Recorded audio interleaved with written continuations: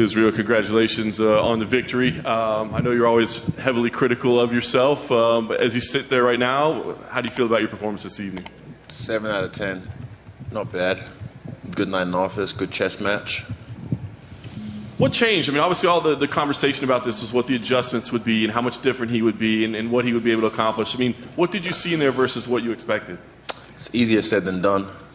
It's easier said than done, even if you've already been in there with me before. I don't know, I feel like they have like goldfish memories, but then when they're in there with me, they realize like, oh shit, it's not as easy as we thought. And yeah, they just have to revert back to what they know. On 2 of the judges' scorecards, he won the final 2 rounds, so I'm curious kind of... He won the final 2 rounds? Yes. Okay. So I'm just curious, I mean, did you feel that he was gaining some momentum or gaining some steam? Did you feel it was being more problematic as the fight was wearing on? Nope, not really. There was one point he was circling on the outskirts of the octagon, and I was cutting him off, and I was like, that's my trick. And I said it to him, I know that trick, that's mine. And I just went back to the center of the octagon, and I went back to work, established the middle. You guys had a nice exchange afterwards. Obviously, there's been tension between you two guys along the way. I'm just curious, can you share kind of what was shared between you two in there? I said, I don't like you don't like me, but I respect you. He said the same thing, and he said, I'm sure in another life we'll be friends. I said, maybe. But yeah, we're just 2 guys trying to be the best in the world. But tonight I'm the best in the world. He believes the 3rd fight's inevitable. Do you see that in your future? I said maybe. I said you rack up some good wins, and I'm sure I'll see you down the line. I say that to kind of like just, pat him on the butt. Just, good job, kid. But we'll see. I mean, the division's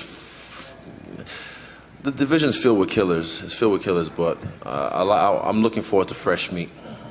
You mentioned Jared Cannonier's name as potentially that fresh meat. I'm curious, how much did you get to watch? I mean, obviously you're prepping, getting ready. So were you watching in close detail, and what did you think of his performance? Not close detail. I just saw bits and pieces. I think he even got rocked. I saw he got taken down. Then he elbowed Brunson. So I didn't really take stock. I'll go back and watch the fights later on and just see what it is. But he made a statement, and I even told him after the weigh-in, not the ceremonial ones, the official weigh-in. I said, look, please take this guy out so I can get some fresh meat. And he said, bro, I'm trying to work. I'm like, me too. So I'm a man of my word. Last thing for me, I mean, you say it's a 7 out of 10, but it is another title defense. It's another victory. Let me just... This is my 5th title defense. I don't know why people keep saying it's my 4th. It's my 5th because it just makes no sense. I was the interim champion. I still have that interim belt. And in the interim, I'm the champion. If he beat me at UFC 243, that would have counted as a defense of his belt. So when I beat him, that's not you just unifying the belt. That counts as a defense for my belt because I haven't updated all the rubies. I still have 2 rubies. I need to update them to like 5 or whatever it is. But yeah, stop saying 4 title defense. That's my 5th title defense. Put some fucking respect on my shit. Fair enough. I guess I just wanted to ask you what the vision is now, right? I mean, you got this new contract in hand, and I know that you are always kind of looking towards the future. I mean, what is it that you want to accomplish now in this next phase of your career? I wasn't really looking past Robert. I took him very seriously, and right all the way to the last bell, I knew he was dangerous. He caught me slipping one time, and I was like, good one, because I was really aware of it on the clinch. When we break away from the clinch, he was going to hit me, and he caught me one on this side, and I was like, good one. I acknowledged it. But yeah, I had fun in there. I just want to watch it back and just study that fight. But yeah, I look forward to fresh meat. Israel, right here. People online said you looked physically bigger than your previous fight against him. Like you put on more muscle. Did you feel like a bigger sense of strength in there from your previous fights? Yeah. Is that Booker T? It is. 5-time UFC fucking champion. I was like, is that Booker T? What the fuck? Holy shit. Sorry, just being a fan. No. What the fuck is he doing? It's his city. Oh, shit. My man. Respect to you, bro. Yeah, my boy Chance, he got me swole during the lockdown in New Zealand, 3 months. We did like pretty much home prison workouts every day, and that was where the whole narrative of fuck the noise came from, because everything in New Zealand was just accredited press only, and I was like, fuck the noise, just work, let's just work. So yeah, I got jacked. I know you said you like fresh meat. Another fighter not in your division named Khamzat's been tweeting at you this fight. Has he? He said, easy money for me, 0 wrestling, 1 rounds, I'm gonna kill him. Okay. You just mentioned there about the noise in New Zealand. I saw you share something to your story about how much New Zealand will be mentioned tonight with you and your teammates. Do you think maybe that your performance tonight and the fact that you guys are being able to represent your country should perhaps tell some people in your country that you guys should be considered athletes of that country? It's the most stupid thing. I put something in my story this morning that my coach, Suns, put up. I don't want to fuck it up, but he pretty much just had like the stats of, you know, we've got 3 fighters from Auckland, New Zealand fighting tonight, and we're representing the country, right? And the reach that UFC has, how many countries this is going to be viewed in throughout the world. And yet, you know, when we're doing great, they want to pat us on the back and try and piggyback on what we're doing. But then when they had the chance to shaft us, that's why what they did to Dan Hooker, that still pisses me off. I don't want to give him too much sign because fuck the cunt anyway. But yeah, we're self-funded, self-made. We never had any handouts from the government. We've done this shit ourselves, and we don't need them. You know, one of the stories going into this fight was, oh, the grappling. Look what happened in the Yan fight. Rob can change his tactics and use his grappling. You said you were looking forward to those moments where he would clinch with you. Are you happy that you got the opportunity to show your own defense? Yeah, but I wanted to show more offense. I just have to watch this fight back. It's always not as accurate when I speak on it before. You need your shower, right? Yes, my shower, my infamous time to myself just to reflect, because everything is so much stimulus. Everyone's coming at you and this and that and dragging you in this way. So I need my time to myself to kind of soak this all in and just like really see it for what it was. But yeah, I did well. It was a good chess match. I don't know. I heard he thought he won the fight or some shit. I don't know what he and Victoria was sipping on to think well, maybe it was Costa's wine. I don't know, but fucking hell. He did not win that fight, and he knows it. But yeah, same thing. He needs to go have a shower as well and reflect and realize that that's not true. He did say back here that he did feel he'd done enough to win the title. You don't do enough to win the title. You take the belt. This is not how this works. Well, I did enough. No. He also said that he thinks you and him are essentially just on another level to the rest of the division. I'm curious if you agree with that assessment. Yeah, but I mean, he's a few steps below me as well. Congratulations. Thank you. Izzy at the back over here. Oh, sorry, you go ahead. All right, thank you. Izzy, one of the things I've noticed and admired about you during this fight week is that you're not afraid to be who you are. You're not afraid to cry. You're not afraid to wear nail varnish. You're not afraid to show your feminine side in an industry where most men are trying to flex their masculinity. Grr. And it's a pretty refreshing juxtaposition. So I wonder, have you always had that courage, or did you get it from the principles of fighting? I think it's just no. I mean, doing things like this in the all-boys school, you get fucking beat up. You get fucked up for being weird and different. But yeah, I don't know. Who's gonna tell me shit? You're gonna diss me about my nails? You're gonna diss me about my pearls? Or what? Like, I don't care. And also, no one can tell me shit. There's a meme I saw one time with Jackie Chan. He was dressed all weird and said, like, no one can tell you how to dress when no one can beat your ass. So, yeah, I'm just authentically me. And if people like it, they do. If they don't, oh well, they're gonna keep watching. All it is, look, it's attention is the currency. You're not going to pay money to watch my pay-per-views. Cool, but you're going to pay attention. You're going to be on my social media running up numbers, and that all helps. So yeah, you ain't going to pay money, but you're going to pay attention. Izzy over here. You're making this look easy, lapping the middleweight division. Do you think going back up to light heavyweight is in the cards for you? Later on down the track, but right now, I like fresh meat at middleweight, and I'm glad I have a new contender in Jared Cannonier, so I look forward to June. I'm thinking June for that one. I know it's not just me, it's me and my coaches, and yeah, but I'm sure they'll agree. June, we can take that out. Congrats, champ. Thank you. Do do you already feel like, sorry, over here.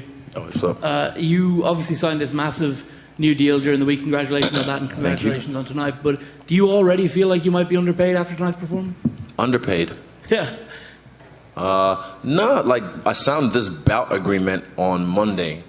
So, and I don't know this narrative of like, they just gave me a new deal because of what was happening with Francis. I'm like, no, my dealings with the UFC don't need to be brought forth because every case is different. With Francis's case, that he needed to bring that forward because it was atrocious, and I respect him for that. And like I said, this is the first step, you know.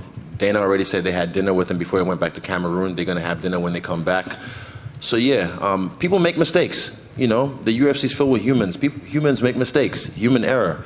But we can always amend those mistakes. And honestly, rising tides lifts all the ships. And with this, I feel like it's the first step in this trickle-down effect to the rest of the fighters and lifting everyone up. I'm not saying like pay the debutant some crazy money. I'm just like, nah, pay them enough to be able to, you know, train, feed their family, and actually not have a second or third job. You know, because we're UFC fighters. I love this company. I've been wanting to be part of this company. You saw my post when I was here in the same fucking arena 7 years ago for UFC 192, practicing on the scale before I got yelled at. I've wanted to be here for so long. So yeah, now that I'm here, I'm fortunate to be in the position that I'm in to sign this new deal. But you know, the UFC is going to do right. I feel like this is the first step. Francis started it off, and you know, I'm getting my, you know, my dues as well. But trust me, it wasn't just handed to me. My team at Paradigm and also AP Sports Management, we fight for what we have. You know, it's just not brought to the media, so you guys can go write headlines about it. We fight for what we have, and I feel like this is going to trickle down to the rest of the fighters because, yeah, it's time. It's time. What do the next couple of months look like for you? Obviously, you get back into camp for a June fight, end of March, start of April. And what do you do in the next couple of weeks? Do you plan on traveling, maybe going to Africa again? Or? I can't. I've got a bit of a media tour because I've been away from America for the longest time. So I'm gonna maybe should I tell them? Yeah, fuck them. No. Yeah, we're gonna do some stuff. We'll be hanging around, and I'll call audibles. I'll see where I want to go. Hi, Izzy. Over here to your right. You have some of the best fashion in the fight game. But you have some competition with Kamaru Usman and Francis Ngannou. How does your fashion stack up against theirs? It's not a competition. It's just expression. We're just three kings who express ourselves authentically.